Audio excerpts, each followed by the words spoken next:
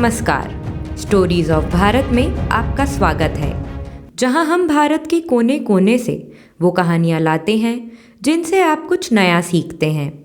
भारत में ऐसे कई महान ज्ञानी हुए हैं जिनकी बुद्धिमत्ता का लोहा हर किसी ने माना है। भारत के इतिहास में ऐसे ही शख्स हुए हैं जिनका नाम है तेनालीराम। तेनालीराम की जीवनी विजयनगर से ही शुरू होती है, जहां वह महाराज कृष्णदेव राय के सबसे प्रिय मंत्री हुआ करते थे। वह उन्हें हर उलझन से निकालने में मदद करते थे। तेनालीराम के किस्से तब भी प्रसिद्ध थे और आज भी हैं। बच्चों के मानसिक विकास के लिए तेनालीराम की कहानियों को हमेशा अच्छा जरिया माना गया है। राज्य पर किसी तरह की आपत्ति आने पर महाराज तेनालीराम से ही सलाह लिया करते थे। एक समय की बात है, राजा कृष्णदेव राय विजयनगर में दरबार लगाकर बैठे थे। उसी समय दरबार में एक सुंदर महिला एक बक्सा लेकर आई। उस बक्से में एक मखमली साड़ी थी, जिसे निकालकर वह दरबार में राजा और सभी दरबारियों को दिखाने लगी। साड़ी इतनी सुंदर थी कि जो भी उसे देखता वह हैरान रह जाता। महिला ने राजा से कहा कि वह ऐसी ही सुंदर साड़ी बनाती है। उसके पास कुछ कारीगर हैं जो अपनी गुप्त कलाओं से इस साड़ी की बुनाई करते हैं। उसने राजा से निवेदन किया कि अगर राजा उसे कुछ धन दे तो वह उनके लिए भी ऐसी ही साड़ी बना देगी।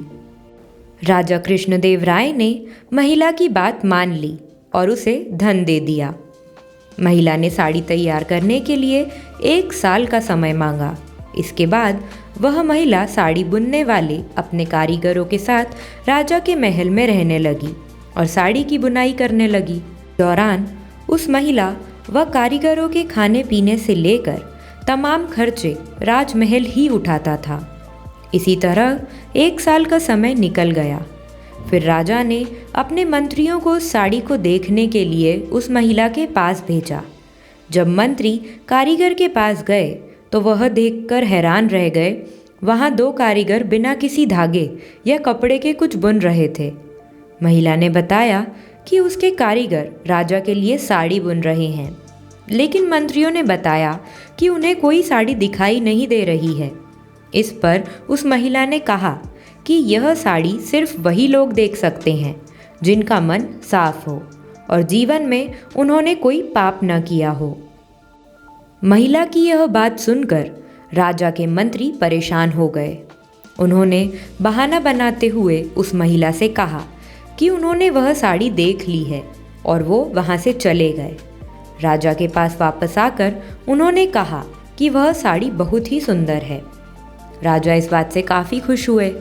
अगले दिन उन्होंने उस महिला को वह साड़ी लेकर दरबार में हाजिर होने का आदेश दिया। वह महिला एक बक्सा लिए हुए अपने कारीगरों के साथ अगले दिन दरबार में आ गई। उसने दरबार में बक्सा खोला और सबको साड़ी दिखाने लगी। दरबार में बैठे सभी लोग बहुत हैरान थे, क्योंकि राजा समेत किसी भी दरबारी को कोई साड़ी दिखाई नहीं दे रही थी। यह देखकर तेनालीराम ने राजा के कान में कहा कि उस महिला ने झूठ बोला है, वह सभी को बेवकूफ़ बना रही है। इसके बाद तेनालीराम ने उस महिला से कहा कि उन्हें या दरबार में बैठे किसी भी दरबारी को यह साड़ी दिखाई नहीं दे रही है। तेनालीराम की यह बात सुनकर महिला ने कहा कि यह साड़ी सिर्फ उसी को दिखाई देगी जिसका मन साफ होगा और उसने कोई पाप न किया हो। महिला की इस बात को सुनकर तेनालीराम के मन में एक योजना आई। उन्होंने उस महिला से कहा, राजा चाहते हैं कि तुम खुद उस साड़ी को पहनकर दरबार में आओ और सभी को वह साड़ी दिखाओ। तेनालीराम की यह बात सुनकर वह महिला राजा के सामने माफ़ी मांगने लगी। उसने राजा को सब सच सच बता दिया कि उसने कोई साड़ी नहीं बनाई है, वह सबको मूर्ख बना रही थी।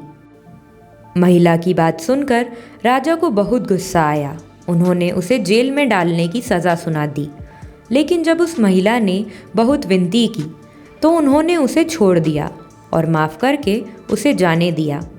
साथ ही राजा ने तेनालीराम की चतुराई की तारीफ भी की। इस कहानी से हमें यह सीख मिलती है कि कि अधिक दिनों तक झूठ या धोखा छिपाया नहीं जा सकता है। एक ना एक दिन सच्चाई सबके सामने आ ही जाती है। यह कहानी आपको कैसी लगी कमेंट्स बॉक्स में हमें ज़रूर बताएं। स्टोरीज ऑफ भारत आपके लिए लाता रहेगा ऐसी ही मनोरंजन और ज्ञानवर्धक कहानियाँ। धन्यवाद।